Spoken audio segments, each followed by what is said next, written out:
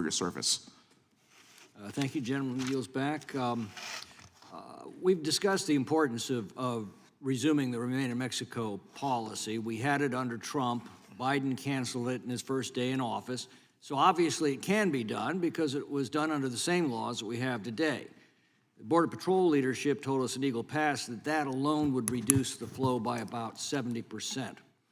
Mr. Holman, you mentioned the wall. It was nearing completion on Inauguration Day.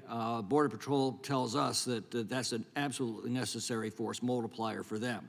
So obviously that could be done because that was being done under the same laws we have today. And once again, Biden canceled that. What else could be done under current law? If you were advising the president right now, what else? Remain in Mexico. The first thing I would do is remain. What else? First thing I would do is remain in Mexico. That was a game changer. That moved the immigration down to 40-year low. Highest courts in the land said it's legal. He can simply dust off the plans and put it back in action. Third safe country agreements. I don't know why any administration would destroy an agreement with the Central American countries that if you really escaping fear and persecution from your homeland government and you get to a free country, claim asylum there. So are you really escaping fear of persecution is all about getting to the United States. I've heard some testimony today that they're coming for jobs. I get it. They're coming for a better life. I get it. But that's not asylum. So the asylum fraud, abuse on the border, for those that really do need it across this world, there are thousands of people that need asylum protection from their home government. They're sitting in the back seat because the system's overflowing with frauds and asylum claims. So the Remain in Mexico program, the third safe country agreements, and catch and release, and continue building the wall. Every place they built a barrier, illegal immigration went down. It's not the end all to be all, but I said it earlier, the most important thing about the wall is the most vulnerable cannot get over the wall. They're going to go to a place where there's not a wall. And most of the time, Border Patrol will be waiting on. Border Patrol saved tens and thousands of lives on that border because they were put in place where they had a cross where there wasn't a wall and Border Patrol was waiting on them. Mr. Arthur, what else? Any other thoughts on what could be done under current law by this administration? Yeah, no, and I have to wholeheartedly concur with Mr. Homan, but I'm going to tell you another person who probably would concur with him as well.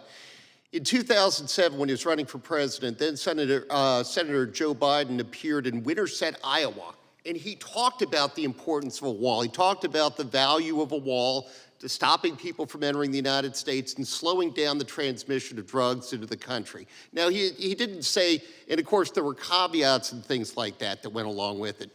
I don't know if you've been to the border. I've been there plenty of times. And by the way, the Border Patrol tells me everything that you guys just did, that the wall is absolutely essential, that the Remain in Mexico policy was working very well, and it all came to a halt on Inauguration Day. Absolutely. And again, it's not going to stop anybody from entering the United States, but it will slow them down, and it makes it a force multiplier for the 17,000 plus Border Patrol agents that we have down there. It makes it so much harder for the drug cartels to move drugs into the United States. Before they put the wall in Yuma, there were 2,500 drive-throughs a year. Once they put in the wall, there were 2, not 2,000, 2.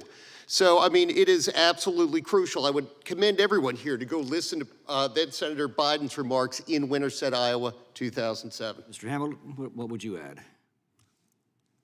Without sounding like a broken record, again, some of those same things, but one of the other things that we have to do is we have to take a look at the way that our immigration court system is being abused.